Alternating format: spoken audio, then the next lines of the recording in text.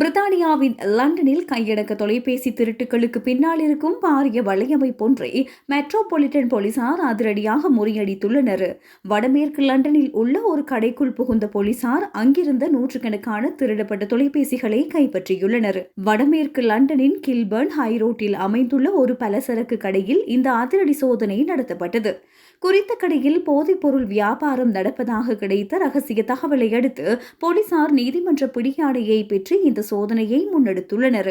சோதனையின் போது திருடப்பட்டதாக சந்தேகிக்கப்படும் 500க்கும் மேற்பட்ட கையடக்க தொலைபேசிகள் மீட்கப்பட்டன.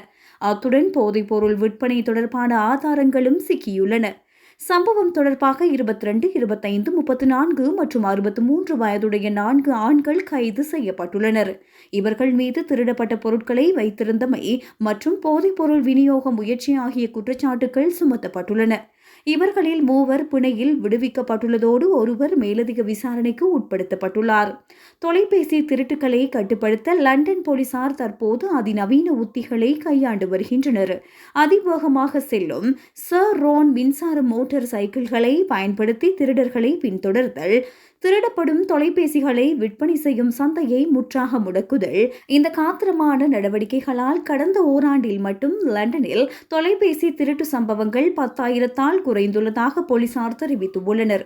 இதுகுறித்து பிரெண்ட் பகுதி போலீஸ் அதிகாரி யூ ஜாங் கருத்து தெரிவிக்கையில், லண்டன் வாசிகளுக்கு தொலைபேசி திருட்டு என்பது ஒரு பெரிய கவலையாக உள்ளது. நாம் தொலைபேசி பறிப்பவர்களை மாத்திரம் இலக்கு வைக்கவில்லை, அதற்கு பின்னால் இருந்து லாபம் ஈட்டும் பாரிய குற்ற கும்பல்களையும் குறிவைத்துள்ளோம். லண்டன் மக்கள் பாதுகாப்பாக இருப்பதை உறுதி செய்ய எமது நடவடிக்கைகள் தொடரும் என தெரிவித்துள்ளார். இதேவேளை இவ்வருட ஆரம்பத்தில் லண்டன் முழுவதும் நடத்தப்பட்ட சோதனைகளில் 248 பேர் கைது செய்யப்பட்டதோடு 770 தொலைபேசிகள் மீட்கப்பட்டிருந்தன. மேலும் இது போன்ற குற்றங்களில் ஈடுபட்ட 4 எதிராக வழக்கு விசாரணை இம்மாத இறுதியில் ஆரம்பமாக உள்ளது. லண்டன் வாழ் தமிழ் மக்கள் அவதானமாக இருக்குமாறும் சந்தேகத்திற்கிடமான செயற்பாடுகள் குறித்து உடனடியாக அறிவிக்குமாறும் கேட்டுக்கொள்ளப்படுகிறார்கள்.